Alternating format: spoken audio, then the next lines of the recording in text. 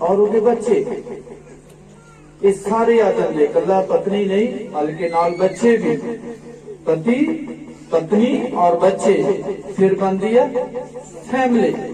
तेन कहते फिर वो फैमिली अगर वो इदा रहेगी तो स्ट्रोंग नहीं है, इदा मतलब समझ, अगर वो इदा रहेगी तो स्ट्रोंग नहीं है, जब वो इकट्ठे हो जाएंगे फिर स्ट्रोंग फैमिली बन जाएगी।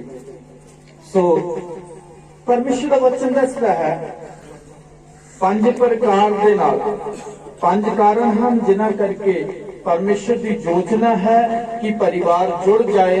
पति और पत्नी का जोड़ा है वो जुड़ना बहुत जरूरी है और परिवार बनना बहुत ज्यादा जरूरी है। लिखिया उत्पत्ति दे विच लिखिया बाइबल दसदी है आदमी का चंगा नहीं कि वो की रवे, कल्ला रवे। एक कारण है कि आदमी चंगा नहीं, परमेश्वर कहना आदमी चंगा नहीं कि वो की रवे, कल्ला रवे। इसका मतलब कल्ला स्ट्रोंग नहीं बन सकता।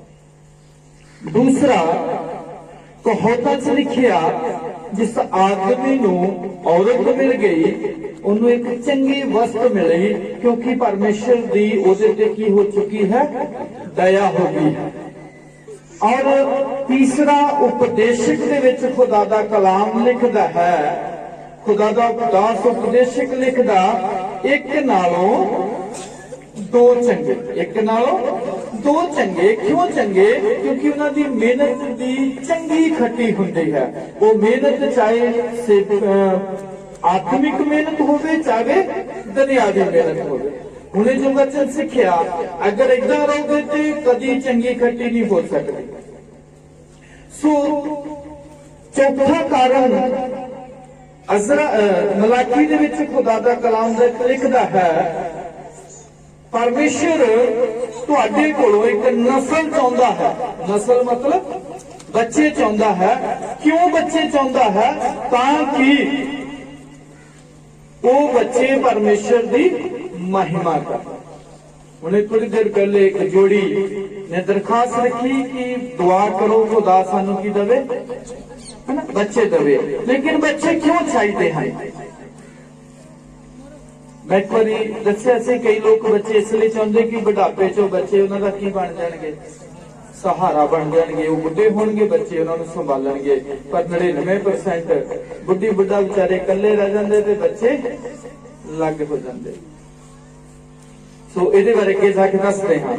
5वां कारण है बाइबल दसदी इब्रानिया का लेखक लिखदा ब्याह करना सबना दे विच आदर दे जोग समझिया जाए।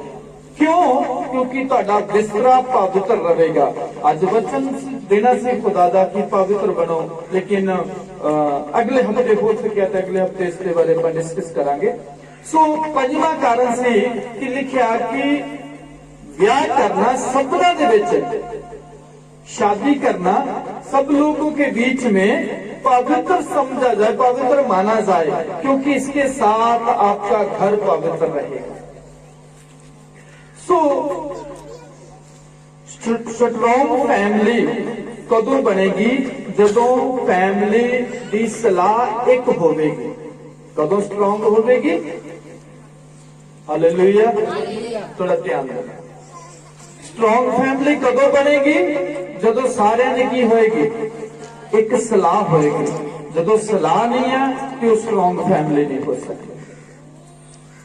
परमेश्वर का कलाम दसदा पहला ग्रंथियां 7 बाब और उसकी पहली आयत तो लेके 5 आयतां पढ़ना है। स्ट्रॉन्ग फैमिली जब तक तुहाडी सलाह नहीं है आपस में, जब तक तुहाडा आपस में तालमेल नहीं है। हुणे असीं नीति वचन चों पढ़िया कि जेड़ी औरत यहोवा दा भै मनदी है जां यहोवा दे डर च रहिंदी है और लिखिया वो सलाही जाएगी। सलाही मतलब उसकी इज्जत की जाएगी। जिहड़ी औरत रब दा ते अपने पति दा भै मनदी है।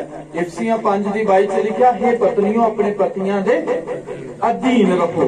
अधीन दा मतलब हुंदा कि जे पति ने दोपहरे कहता ना कल तो रात पै गई तो की हो गया, रात ही है।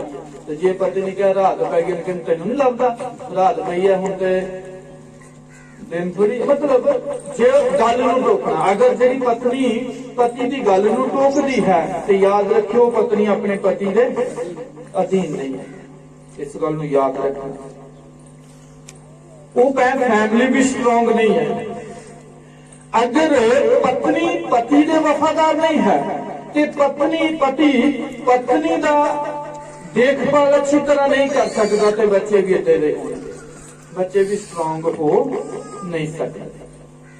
सो बाइबल दसती है, परमेश्वर का कलाम जो सानू सिखाता है अधीनगी। सब तो पहले साडे अंदर की होनी चाहिए? अधीनगी। अगर तुसी स्ट्रोंग नहीं है तो तुहाडियां दुआवां भी सुनिया नहीं जाणगियां। याद रखियो, पहला पतरस 3:7 है, तुम पढ़ना मेरे नाल। पहला पतरस 3:7 है। अगर तुसी एक दूसरे दे वफादार नहीं हो, एक दूसरे दे तुसी अधीन नहीं हो, एक दूसरे दी तुसी गल दे नाल सहमत नहीं हो, तो याद रखियो तुसी कदी भी अपनी प्रार्थना नूं खुदा तक सुना नहीं सकते। तुसी स्ट्रोंग नहीं हो सकते। स्ट्रोंग होने वास्ते तुहानू एक मन होना जरूरी है। की होना जरूरी है? एक मन होना जरूरी है। पढ़ दी अगर कटिया तो इसे तरह है पतियो। हुण आपां की गल कीती कि इफसियां 5:22 च लिखिया कि पत्नियों अपनी पत्नियों दे की रवो, की रवो। थोड़ा ध्यान देना। जिहड़ियां पत्नियां हत्थ खड़ा कर, जिहड़ियां पत्नियां जिहड़ियां अपने पति दीयां पत्नियां हत्थ खड़ा कर।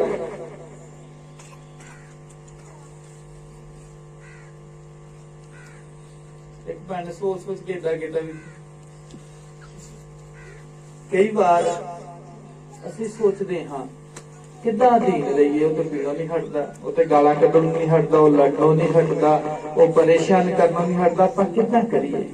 पर बाइबल च लिखिया आकाश ते जमीन टल सकदा, खुदा दे कलाम दी एक बिंदी भी टल नहीं सकदी। इस करके अधीनता अधीन होना अधीन हो के रहना। कुछ भी हो तुसी अधीन हो जाओ। जो अधीन हो जाओगे तो लिखो दिलों के गुर्दियां नूं बदलने वाला अपने आप ही बदल देवे।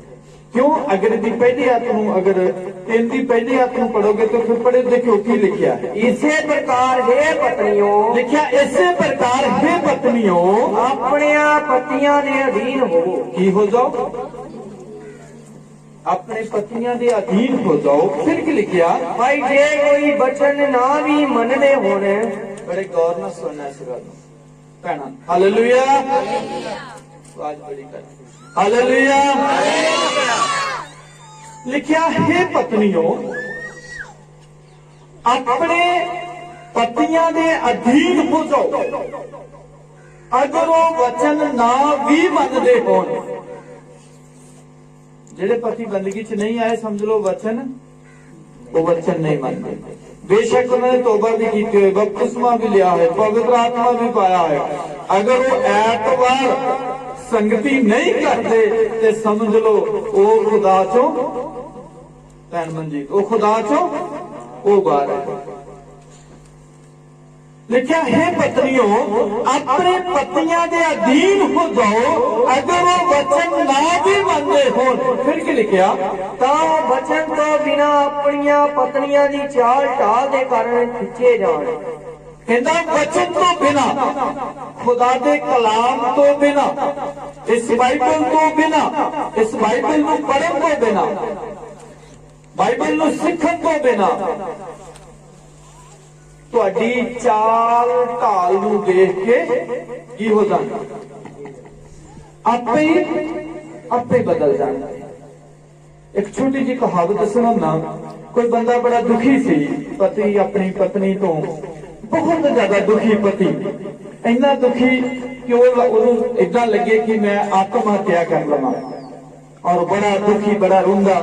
एक दिन वो तुरिया जा रहा सी, तुरिया जांदा जांदा चर्च के लागों दी गुजरिया ते एक पास्टर प्रचार कर रहा सी यीशु मसीह ने कहा, हे सारे थके मांदे बोझ दबे लोगो मेरे को आओ, मैं तुहानू आराम देवांगा।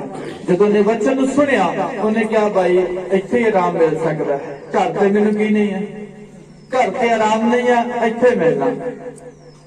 कई बारी कई बंदियां नूं बेचारियां नूं छुट्टी हुंदी है, वो काम ते नहीं भी जाणगे ना तो फिर भी घरों खिसक जाणगे। क्यों भला वो खिसक जाणगे जे घर रहे ना ते कोई ना कोई गल हुंदी रहनी ते किते झगड़ा ही ना हो।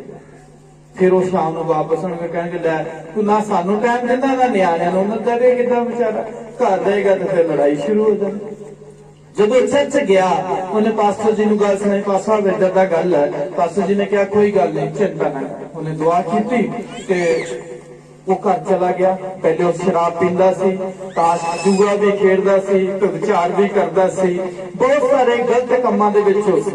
उन्हें सब कुछ छड्ड दिता। पहले घर पैसे नहीं ही दिंदा, फिर वो पैसे देन लग पिया और फिर वो लग पिया दुआ करना।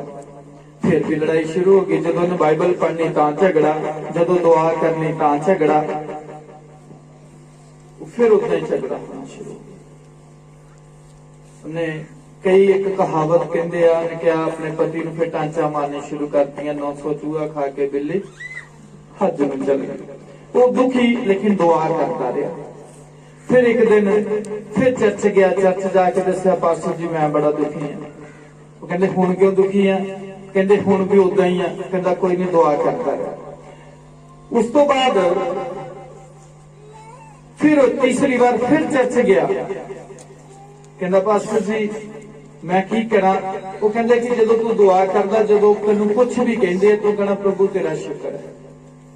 अगर तैनूं गाला कढदी है तो कहना प्रभु तेरा की कहना? बोलो की कहना? प्रभु तेरा।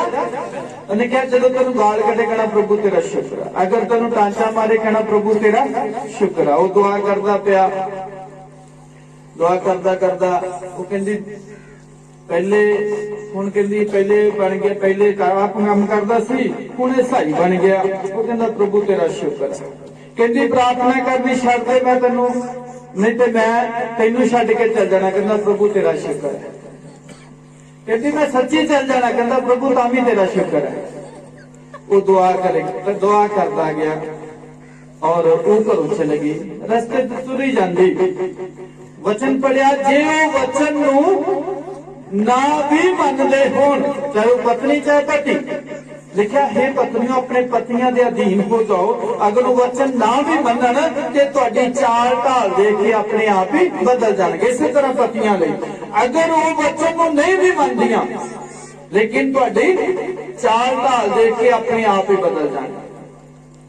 वो रस्ते च तुरी जांदी तू सोचती है मैं क्यों चली हाँ, क्यों लड़की आई है। पहले शराब पींदा सी मैं तां लड़दी सी, वो जुआ खेडदा सी मैं तां लड़दी सी, वो दूजे जनानियां वाल देखदा मैं तां भी लड़दी सी, घर टाइम नाल नहीं सी आउंदा तां भी लड़दी सी। पर हुण पैसे भी मैनूं दे दिंदा, घर भी टाइम नाल आउंदा, बच्चों नूं भी पूरा टाइम दिंदा, हुण मैं क्यों लड़दी? सिर्फ यही है कि वो दुआ करता है। वो वापस आ गया। जदों वापस आके देखी तो बड़ी दुआ करन दिया, बल्ले रब जी तेरा धन्नवाद, रब जी तेरा शुक्र आ। वो गेट जाई कहंदी भलिया लोका मैं आ गई हां। कहंदा रब, कहंदा प्रभु जी तेरा शुक्र है। सो शुक्र करते रहो, एक दिन अपने आप ही जिंदगी बदल जाए। जब तक तुसी शुक्र नहीं करते, जब तक तुसी धन्नवाद नहीं करते, तद तक जिंदगी नहीं बदलेगी। बाइबल च लिखा अपना बदला ना लो। कई बारी कई औरतां कई मर्द अपना बदला लेना चाहते हैं। किदां कि जे मेरी जनानी नहीं ठीक ते फिर उहदे नाल लड़ना झगड़ना मारना कुटना, ते जे जनानी नूं पता बंदा नहीं ठीक फिर वो लड़ना झगड़ना है ना, और घर च कलेश होना। ये आपस में बदला जो लेंदे हो तो वो कलेश बढ़ता जाएगा। कभी कलेश घटेगा तो कभी नहीं कलेश घटेगा। बहुत सारे लोग मसीहत के इसे करके खिलाफ है कि असीं लोकां नूं किहड़े राह पा रहे हैं, असीं सीधे राह पा रहे, इस करके मसीहत के खिलाफ है। सो बाइबल दसदी है कि जे वो ना भी वचन नूं मनदे होण ते तुहाडी चाल ढाल देख के अपने आप ही बदल पर सिर्फ याद रखना एको चीज, की रहो स्ट्रॉन्ग नहीं, की रहो अधीन, की रहो अधीनगी सीखनी है। जब तक तुहाडे अंदर अधीनगी नहीं आएगी तद तक तुहाडे घर तब्दीली नहीं आएगी, तुहाडा घर नहीं बदल सकता। शायद पिछले हफ्ते वचन सिखाया सी हननिया ते सफीरा, एक चर्च आने वाला है ते एक चर्च नहीं आने वाला सी, पर वो दोनों ही जान गवा गए। एक दी जान नहीं गई बल्कि दोनों दी जान चल गई, दोनों ने अपनी जान गवा ली। तुसी परमेश्वर दे वफादार हो जाओ। पति पत्नी पति दे अधीन तो समझ लो परमेश्वर दे अधीन है। अगर पत्नी अपने पति दे अधीन है तो समझ लो परमेश्वर दे अधीन है। जेड़ा परमेश्वर दे अधीन है वो संसार वो अपने पति दे भी अधीन है। क्योंकि कई बारी मैनू इस सुनने बड़ियां गल्लां मिलदियां जद आपां विजिट करन जाने, जेड़े पति चर्च नहीं आउंदे पैग शैग लाउण वाले आ ते उन्हां कोलों होर कोई गल नहीं, कहंदे तुहाडे कोल चर्च है ये आ सिੱਖਦੇ ਉੱਥੇ, उन्हां नूं तुहाडूं तुहाडे वाल ਉਂਗਲੀ चुकण दा की मिलदा है? मौका मिलदा। शैतान उन्हां दे विच नहीं हो के तुहाडे ते ਉਂਗਲੀ चुकदा है। सो इस करके 7 दे विच लिखिया हे पत्नियों हे पतियो, हाँ जी पहला पत्रस 3 दे 7, इसे तरह हे पतियो लिखिया इसे तरह हे पतियो बुद्ध दे अनुसार अपनियां पत्नियां नाल वसो। किदां वसना? हालेलुया, बोल हालेलुया। किदां वसना? ਹੁਣ ਇੱਧਰ ਪਤੀਆਂ ਦੀ ਵਾਰੀ, ਕਿਦਾਂ ਵਸਣਾ? ਬੁੱਧ ਨਾਲ। ਇਹਦਾ ਮਤਲਬ ਤੁਸੀਂ ਇੱਕ ਚੀਜ਼ ਨੂੰ ਹੋਰ ਯਾਦ ਰੱਖਣਾ, ਅਗਰ ਤੁਹਾਡੇ ਪਤੀਆਂ ਦਾ ਤੁਹਾਡੇ ਨਾਲ ਰਵੱਈਆ ਸਹੀ ਨਹੀਂ ਹੈ ਤੇ ਸਮਝ ਲਓ ਉਹਨਾਂ ਦੇ ਅੰਦਰ ਕੀ ਨਹੀਂ ਹੈ, ਰਵੱਈਆ ਸਹੀ ਨਹੀਂ ਤੇ ਬੁੱਧ ਵੀ ਨਹੀਂ ਹੈ। ਜੇ ਬੁੱਧ ਹੋਏਗੀ ਤਾਂ ਰਵੱਈਆ ਵੀ ਸਹੀ ਨਹੀਂ ਹੈ। ਲਿਖਿਆ ਜਿਹੜਾ ਪਤੀ ਪੀ ਕੇ ਜਾਂ ਝਗੜਾ ਕਰਦਾ ਹੈ ਜਾਂ ਔਰ ਕਿਤੇ ਹੱਥ ਚੁੱਕਦਾ ਹੋ, ਇੱਕ ਕੰਧ ਨੂੰ ਕੁੱਟਣ ਦੇ ਬਰਾਬਰ ਹੈ। ਇਹਦੇ ਕੰਧ ਸਮਝ, ਕੰਧ ਨੂੰ ਮਾਰੀ ਚਲੋ ਜਿੰਨਾ ਮਾਰਨਾ। ਪਰ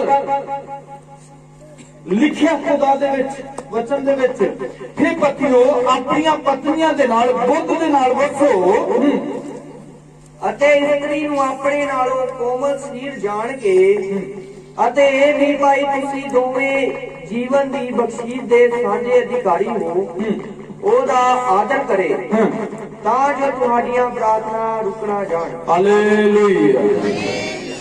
ਦੋਨਾਂ ਦੇ ਲਈ, ਪਤੀ ਪਤਨੀ ਦੇ ਲਈ, ਹਸਬੰਡ ਵਾਈਫ ਦੇ ਲਈ ਤੁਹਾਡੀਆਂ ਪ੍ਰਾਰਥਨਾ ਉਸ ਸਮੇਂ ਖੁਦਾ ਦੀ ਹਜ਼ੂਰੀ 'ਚ ਜਾਣਗੀਆਂ ਜਦ ਪਤਨੀ ਪਤੀ ਦੀ ਇੱਜ਼ਤ ਕਰੇਗੀ, ਉਹਦੇ ਅਧੀਨ ਹੋਵੇਗੀ। ਪਤੀ ਬੁੱਧ ਦੇ ਨਾਲ ਆਪਣੀ ਪਤਨੀ ਦੇ ਨਾਲ ਵਸੇਗਾ ਤੇ ਯਾਦ ਰੱਖਿਓ ਤੁਹਾਡੀਆਂ ਪ੍ਰਾਰਥਨਾ ਕਦੀ ਰੁਕ ਤੇ ਤੁਸੀਂ ਫੈਮਿਲੀ ਸਟਰੋਂਗ ਹੋਵੋ। जो ज़बूर 128 ਚ ਪੜਿਆ, तेरी वोटी फलदार दाख वांगू तेरी मेज दे आले दुआले होएगी। फलदार दाख मतलब अंगूर दी बेल वांग। अंगूर दी बेल के नाल ही क्यों पत्नी नू कंपैरिजन कीता, क्यों मिलाया है ਉਹਦੇ ਨਾਲ? वो इसलिए मिलाया क्योंकि ਜਿਹੜਾ अंगूर ਦਾ फल लगदा एक गुच्छा ਹੁੰਦਾ और अंगूर बहुत सारे वो इदां जुड़े ਹੁੰਦੇ ਜਿੱਦਾਂ ਇਦਾਂ ਲੱਗਦਾ ਜਿੱਦਾਂ ਉਹ ਇੱਕੋ ਹੀ ਚੀਜ਼ ਹੁੰਦੀ ਹੈ। ਇਸ ਕਰਕੇ ਲਿਖਿਆ ਤੁਹਾਡੇ ਬੱਚੇ ਵੀ ਉਦਾਂ ਹੀ ਤੁਹਾਡੇ ਨਾਲ ਜੁੜੇ ਰਹਿਣਗੇ ਜਿੱਦਾਂ ਅੰਗੂਰ ਦਾ ਗੁੱਛਾ ਆਪਸ ਵਿੱਚ ਜੁੜਿਆ ਰਹਿੰਦਾ ਹੈ। ਸੋ ਇਸ ਕਰਕੇ ਤੁਹਾਡੀਆਂ ਪ੍ਰਾਰਥਨਾ ਰੁਕ ਨਾ ਜਾਣ। ਆਤਮਿਕ ਤੌਰ ਤੇ ਅਸੀਂ ਸਭ ਮਿਲ ਕੇ ਯਿਸੂ ਮਸੀਹ ਦਾ ਸਰੀਰ ਬਣ ਗਏ। ਅਸੀਂ ਅੰਗ ਹਾਂ ਤੇ ਸਾਡਾ ਦੁਲਹਾ ਯਿਸੂ ਮਸੀਹ ਹੈ। ਬੋਲ ਹਾਲੇਲੂਇਆ। ਸਾਡਾ ਦੁਲਹਾ ਯਿਸੂ ਮਸੀਹ ਹੈ। ਅਸੀਂ ਉਹਦੇ ਅੰਗ ਹਾਂ, ਅਸੀਂ ਉਹਦੇ ਵਫਾਦਾਰ ਰਹਿਣਾ ਹੈ। ਕਿਹਦੇ ਵਫਾਦਾਰ ਰਹਿਣਾ? ਅਸੀਂ ਆਪਣੇ ਪਰਮੇਸ਼ਰ ਦੇ ਵਫਾਦਾਰ ਰਹਿਣਾ ਹੈ। ਅਸੀਂ ਇਹ ਨਹੀਂ ਕਰਨਾ। ਲਿਖਿਆ ਉਹਦਾ ਹੱਕ ਪੂਰਾ ਕਰੇ। ਫਿਰ ਕੀ ਲਿਖਿਆ? ਨਾ ਜਲਦੀ ਜਲਦੀ ਪੜ੍ਹੋ। ਪਤਨੀ ਨੂੰ ਆਪਣੀ ਦੇਹ ਉੱਤੇ ਵਸ ਨਹੀਂ, ਲਿਖਿਆ ਪਤਨੀ ਨੂੰ ਆਪਣੀ ਦੇਹੀ ਦੇ ਉੱਤੇ ਵਸ ਨਹੀਂ, ਸਗੋਂ ਪਤੀ ਨੂੰ ਹੈ। ਲਿਖਿਆ ਪਤੀ ਨੂੰ ਆਪਣੇ ਸਰੀਰ ਤੇ ਅਧਿਕਾਰ ਵਸ ਆ, ਆਪਣੇ ਸਰੀਰ ਨੂੰ ਕੰਟਰੋਲ ਕਰ ਸਕਦਾ, ਔਰਤ ਨਹੀਂ ਕਰ ਸਕਦੀ। ਫਿਰ ਇਸੇ ਤਰ੍ਹਾਂ ਪਤੀ ਨੂੰ ਵੀ ਆਪਣੀ ਦੇਹ ਉੱਤੇ ਵਸ ਨਹੀਂ, ਸਗੋਂ ਪਤਨੀ ਨੂੰ ਹੈ। ਲਿਖਿਆ ਇਸੇ ਤਰ੍ਹਾਂ ਪੌਲੁਸ ਲਿਖਦਾ ਪਤੀ ਨੂੰ ਆਪਣੇ ਸਰੀਰ ਤੇ ਕੋਈ ਕੰਟਰੋਲ ਨਹੀਂ, ਲੇਕਿਨ ਪਤਨੀ ਆਪਣੇ ਸਰੀਰ ਤੇ ਕੀ ਕਰ ਸਕਦੀ ਹੈ, ਯਾਨੀ ਕਿ ਦੋਨਾਂ ਨੂੰ ਬਰਾਬਰ ਦਾ ਬਣਾ ਦਿੱਤਾ, ਆਪਣੇ ਸਰੀਰ ਤੇ ਕੰਟਰੋਲ ਹੈ। ਫਿਰ ਕੀ ਲਿਖਿਆ, ਜਿਹੜੀ ਔਰਤ ਆਪਣੇ ਪਰਮੇਸ਼ਰ ਆਪਣੇ ਪਤੀ ਦੇ ਅਧੀਨ ਨਹੀਂ ਹੈ ਉਹ ਕਦੀ ਸਟਰੋਂਗ ਹੋ ਨਹੀਂ ਸਕਦੀ। ਬਾਈਬਲ 'ਚ ਲਿਖਿਆ ਹੱਥ ਤੇ ਹੱਥ ਰੱਖ ਕੇ ਜਿਹੜਾ ਪਿੱਛੇ ਦੇਖਦਾ ਹੈ, ਯਿਸੂ ਮਸੀਹ ਨੇ ਕਿਹਾ ਉਹ ਮੇਰੇ ਲਾਇਕ।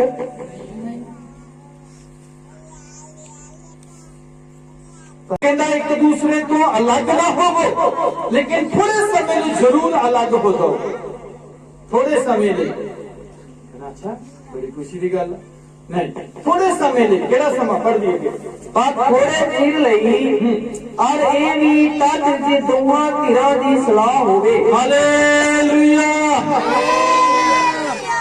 ਹੁਣ ਦੇਖੋ ਖੁਦਾ ਦਾ ਕਲਾਮ ਕੀ ਕਹਿੰਦਾ, ਕਹਿੰਦਾ ਅਗਰ ਥੋੜੇ ਸਮੇਂ ਦੀ ਲੱਗ ਜ਼ਰੂਰ ਹੋਣਾ ਤੇ ਥੋੜੇ ਸਮੇਂ ਲਈ, ਥੋੜੇ ਸਮੇਂ ਲਈ, ਥੋੜੇ ਸਮੇਂ ਲਈ, ਥੋੜੇ ਸਮੇਂ ਲਈ ਕੀ ਹੋਣਾ ਹੈ, ਅਲੱਗ ਹੋਣਾ। ਪਰ ਉਦੋਂ ਜਦੋਂ ਤੁਹਾਡੀ ਕੀ ਹੋਵੇ, ਕੀ ਹੋਵੇ, ਸਲਾਹ ਹੋਵੇ। ਤੇ ਕਾਹਦੇ ਲਈ ਅਲੱਗ ਹੋਣਾ, ਕਹਿੰਦਾ ਸਿਰਫ ਪ੍ਰਾਰਥਨਾ ਕਰਨ ਦੇ ਲਈ ਥੋੜੇ ਸਮੇਂ ਲਈ ਅਲੱਗ ਹੋ, ਤਾਂ ਜੋ ਤੁਹਾਨੂੰ ਪ੍ਰਾਰਥਨਾ ਕਰਨ ਲਈ ਵੇਲ ਮਿਲੇ। ਹਾਲੇਲੂਇਆ। ਕੀ ਮਿਲ ਜਾਏ, ਆਦਮ ਤੇ ਹਵਾ ਪਹਿਲੇ ਅੱਡ ਹੋ ਗਏ ਤੇ ਤਾਂ ਹੀ ਤੇ ਸ਼ੈਤਾਨ ਨੇ ਆ ਕੇ ਕਿਹਾ ਹਵਾ ਤੈਨੂੰ ਮੈਂ ਵਧੀਆ ਬ੍ਰਿਕਸ਼ ਦਿਖਾਵਾਂ ਜਿੱਥੋਂ ਫਲ ਖਾਣ ਲਈ ਵਧੀਆ, ਉਹ ਜਿਹੇ ਤੈਨੂੰ ਆਦਮ ਨੇ ਕਦੀ ਖਿਲਾਏ ਨਹੀਂ ਹੋਣੇ ਜਿੱਦਾਂ ਦਾ ਫਲ ਤੈਨੂੰ ਮੈਂ ਖਿਲਾ ਦੇਣਾ। ਉਹਨੇ ਕਿਹਾ ਥੋੜੇ ਸਮੇਂ ਲਈ ਅਲੱਗ ਹੋ ਜਾਓ, ਜਦੋਂ ਤੁਸੀਂ ਤੁਹਾਨੂੰ ਪ੍ਰਾਰਥਨਾ ਕਰਨ ਦੇ ਲਈ ਕੀ ਮਿਲ ਜਾਏ, ਟਾਈਮ ਮਿਲ ਜਾਏ, ਪ੍ਰਾਰਥਨਾ ਦਾ ਟਾਈਮ। ਜਾਂ ਕੀ ਤੁਸੀਂ ਇਹ ਨਹੀਂ ਜਾਣਦੇ, ਸੌਰੀ, ਹਰਾਮਕਾਰੀ ਤੋਂ ਭੱਜੋ। ਹਰੇਕ ਪਾਪ ਜੋ ਮਨੁੱਖ ਕਰਦਾ ਹੈ ਸੋ ਸਰੀਰ ਦੇ ਬਾਹਰ ਹੈ, ਪਰ ਜਿਹੜਾ ਹਰਾਮਕਾਰੀ ਕਰਦਾ ਹੈ ਉਹ ਆਪਣੇ ਹੀ ਸਰੀਰ ਦਾ ਪਾਪ ਕਰਦਾ ਹੈ। ਫਿਰ ਅੱਗੇ ਲਿਖਿਆ, ਅਥਵਾ ਕੀ ਤੁਸੀਂ ਇਹ ਨਹੀਂ ਜਾਣਦੇ ਭਾਈ ਤੁਸੀਂ ਤੁਹਾਡੀ ਦੇਹੀ ਤੁਹਾਡੇ ਅੰਦਰ ਪਵਿੱਤਰ ਆਤਮਾ ਦੀ ਹੈਕਲ ਹੈ, ਜਿਹੜਾ ਤੁਹਾਨੂੰ ਪਰਮੇਸ਼ਰ ਦੇ ਵੱਲੋਂ ਮਿਲੀ ਹੈ, ਅਤੇ ਤੁਸੀਂ ਆਪਣੇ ਆਪ ਦੇ ਨਹੀਂ ਹੋ ਸਗੋਂ ਮੁੱਲ ਲਏ ਗਏ। ਸਗੋਂ ਕੀ ਹੋ, ਤੁਸੀਂ ਮੁੱਲ ਲਏ ਗਏ ਹੋ। ਜਦੋਂ ਤੁਸੀਂ ਪਰਮੇਸ਼ਰ ਦੇ ਆਤਮਾ ਦੇ ਦੁਆਰਾ ਖਰੀਦੇ ਗਏ ਹੋ ਤੇ ਤੁਸੀਂ ਇੱਕ ਸਟਰੋਂਗ ਫੈਮਿਲੀ ਆਪਣੇ ਪਰਮੇਸ਼ਰ ਨਾਲ ਬਣ ਜਾਂਦੇ। ਜਿੰਨਾ ਚਿਰ ਤੁਸੀਂ ਪਰਮੇਸ਼ਰ ਤੋਂ ਅਲੱਗ ਹੋ, ਪਰਮੇਸ਼ਰ ਦੀ ਯੋਜਨਾ ਤੋਂ ਅਲੱਗ ਹੋ, ਉਹਨਾਂ ਚਿਰ ਤੁਸੀਂ ਕਦੀ ਸਟਰੋਂਗ ਹੋ ਨਹੀਂ ਸਕਦੇ। ਸੋ ਤੁਸੀਂ ਸਟਰੋਂਗ ਹੋਣਾ ਹੈ।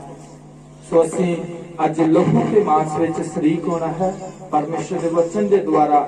ਸੋ ਜਦ ਤੱਕ ਅਸੀਂ ਸਟਰੋਂਗ ਨਹੀਂ ਹੈ ਤਦ ਤੱਕ ਅਸੀਂ ਖੁਦਾ ਦੀ ਪਤਨੀ ਦੋ ਨਹੀਂ ਬਲਕਿ ਇੱਕ ਹਨ।